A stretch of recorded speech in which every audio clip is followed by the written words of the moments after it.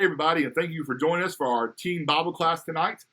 We love this time of study together each time we can. We're going to be in the book of Mark tonight, so go ahead and turn in your Bibles over there. Before we get started with class, I want to say we miss you all. We miss being able to be with you. We miss being able to see you all the time and interact more so than we are right now. I know things are different. I know they're weird. We long for the day where we can be face-to-face with one another, or we can spend some time in song, just catch up with one another, and just spend some more time in study of God's Word. We just love the times that we can be together. We love you all. Hope you're all doing well. I promise, when this whole thing's over with, we're going to have you back over to the house. We love the opportunity to be able to spend more time with you. Hannah's already promised. She said she's going to cook, and which means that I'm going to eat a lot. And so it's going to be a good time together. We look forward to that, and we long for that day. You know, when I was a kid, I used to pick on my sister a lot. She didn't really do a whole lot of picking back, but I picked on her a lot, and I would tell her I was Dad's favorite or something like that. Or we also competed a lot. You know, we would race to the car, see who got shotgun or see who got to ride on whichever side of the car that we wanted that particular day. We did things that kids do. We love each other. We still do. We talk, all the time. And I'm grateful to have the family that I have. But, as kids, we say things, we do things that just they're kind of funny. That they remind us of children. They remind us of things that kids would say, that kids would do. And, and now I look back and I think about those things. And then I have my own kids and I watch Joshua, I watch Emma, not really James much yet. But I just listen to things that my oldest two say and they do. And I just think, wow. It must be in the DNA because they learned exactly what I used to do and they're doing to each other now. And I have to hold back from laughing. But you know what? You look at this idea that there are things that children do and they say that sometimes we as adults, that we do the same kind of thing. In the book of Mark in chapter 10, you're going to have two disciples. You have James and John. And James and John are going to come to Jesus and they're going to say something to Jesus that to me sounds like something a child would say. Then James and John, this is starting in verse 35, then James and John, the sons of Zebedee, came to him saying, "Teacher, we want you to do for us whatever we ask." Now, that sounds like something my kids would say. It sounds like, when my son Joshua, when he comes to me and he first starts off with, "Daddy, I love you." And he's looking at me with these big eyes, and Emma does the same thing. She does the exact same thing. And they're looking at me and they're getting ready to ask me something. And I know that whatever they're getting ready to ask me is not normal. It's not something they normally get. Maybe they want to stay up later than they normally stay up, which means that they want to stay up till like 9 o'clock instead of 8:30. But whatever. Or they want one more piece of dessert. If they want something. And then they ask for it in such a way that you can tell that what they're about to ask is not necessarily something that they expected to get or that they should get. And they're just kind of, wishing and hoping, and not the kind of hope not biblical hope, but just they're just like, please, James and John are asking something here of Jesus. And so we want you to do for us whatever we want, whatever we ask. And he said to them, "What do you want me to do for you?" Jesus is being very generous in his response to them. He's not chastising them yet. He's not, correcting them yet. He wants them to ask what they want to ask for. And they said to him, "Grant us that we may sit on one on your right hand and the other one on your left in your glory." Wow. They're asking for something that's huge, for something that's big. As we can get down later into our text, this is not going to go over well with everybody else. But let's see how Jesus replies. But Jesus said to them, "You do not know what you ask." Do not know what you ask. That is something that I have wanted to say to my kids when they're asking us certain things, that, that when they're complaining or whining or doing something, and they're asking something, they don't really know what they're saying. And it makes me think about a lot of things. It makes me think about when I was a kid and the things that I said to my parents, and I'm sorry to them. I know I'm like 30-something years late, but I am sorry. But anyway, so here we are. And it sounds like something a kid's going to ask. It sounds like that childlike question. And no, they weren't children. but they were young in their faith, and they were young in their belief, and they were still learning, and they were still growing in this. And so here they ask his question, and he says, you don't know what you're asking. You don't really fully comprehend it. The next thing I think about is when we become Christians, and we say that we're gonna follow God, we're gonna live for Him every day. We're supposed to count the cost, and we're supposed to do that every day. Count the cost of what it means to be a Christian. I think about that, and I think, are we counting that cost? When we say we're going to live for God, and when we claim it every single day, are we really, making the kind of statements that we're able to back up, that we're able to support with the way that we're living? I have the opportunity to say a lot of things, and I get to preach and I get to teach, which means that my voice gets heard saying things like, let's be faithful and let's live for God and let's do things that God wants to do. Okay, that's a wonderful thing to say. But if you're not living it, or if I'm not living it, then that kind of statement is like me saying, I want you to do it, but I'm not going to. Well, that's a hypocrite, and we don't need to live that way. But also, it's me looking at that statement. I'm looking at something when someone's claiming, to do one thing and they're doing another. They're not really counting that cost. They're not really, understanding the full depth of what they're saying and how important it really is. James and John, they didn't really know what they were asking. And that's kind of how Jesus replies to them. It says, but Jesus said to them, this is in verse 38, you do not know what you ask. Are you able to drink the cup that I drink and be baptized with the baptism that I am baptized with? Now he's asking, are you able to do this? I think he already knows the answer. It's obvious they don't know the answer, but he knows the answer. Are you able to do this?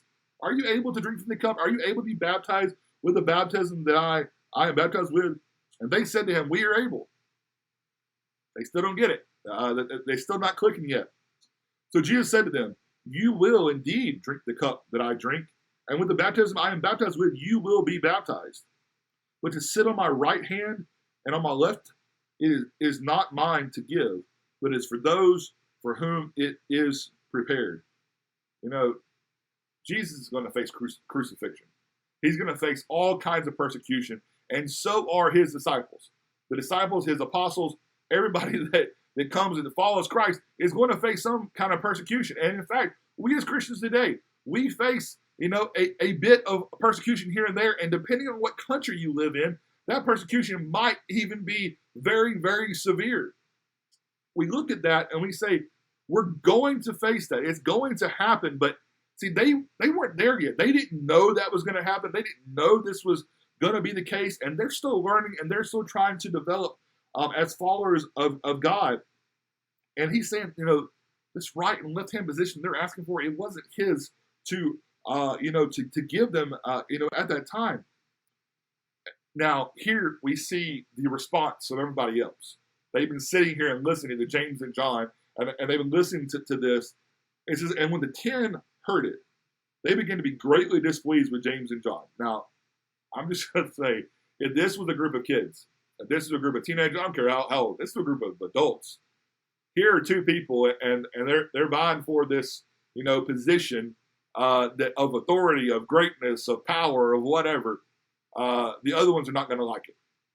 It's just the reality. And so here they are, and they're trying to, get this great positions, right in the left hand, and this is where they want to be.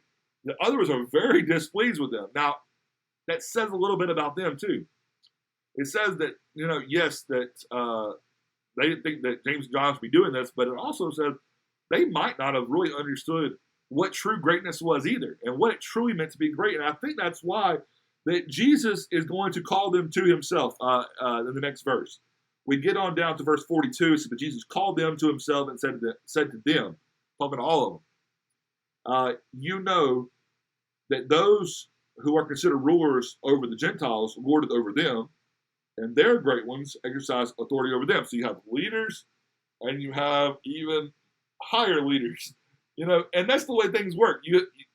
Everybody has a boss. Everybody has a leader that's over them, going all the way up till you get to the very top.